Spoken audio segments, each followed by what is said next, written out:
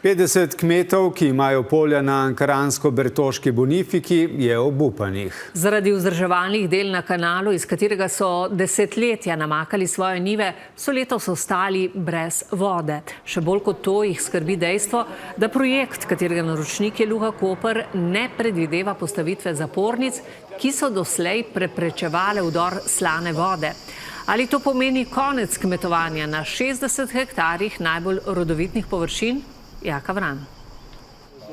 Nekakšen mini opozorilni protest so konec minulega tedna uprizorili kmetovalci, ki obdelujejo ta polja. Zaskrbljeni zaradi del na kanalu, od koder črpajo vodo za namakanje. Ja, dejansko jaz imam tle prve njive takoj zraven, tle na desni strani, se vidijo. V bistvu imeli smo tukaj zapornico, s katero smo lahko namakali, je bila skozi zaprta čez poletje.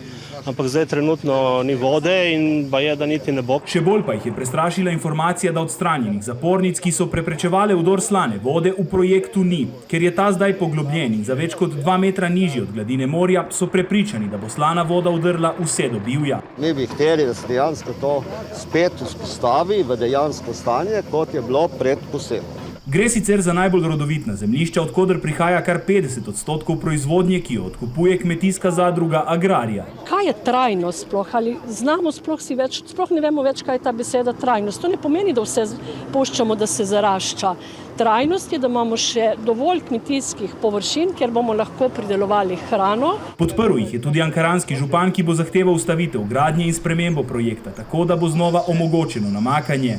To je gotovo posmeh vsem, ki se danes trudijo za predelavo vrtnin, v najbolj sušnem obdobju pustiti kmetovalce brez sladke vode, delati brez obvestil, mimo občine, mimo ljudi. V koprski Luki za težave niso vedeli. Projekt, ki so ga začeli že pred več kot desetletjem, pa ima vsa potrebna dovoljenja. Ne, takrat pri presoji vplivov na okolje so bili udeleženi vsi nosilci urejanja prostora in nikoli ni bila izpostavljena ta problematika.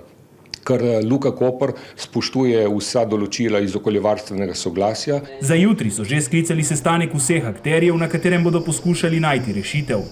In prosimo, ker če ne končamo vsi to zgodbo, kmetijstvo, da se to spremeni načrt in da se te zapornice uredijo. A zadnjo besedo bo pri tem imelo Ministrstvo za okolje.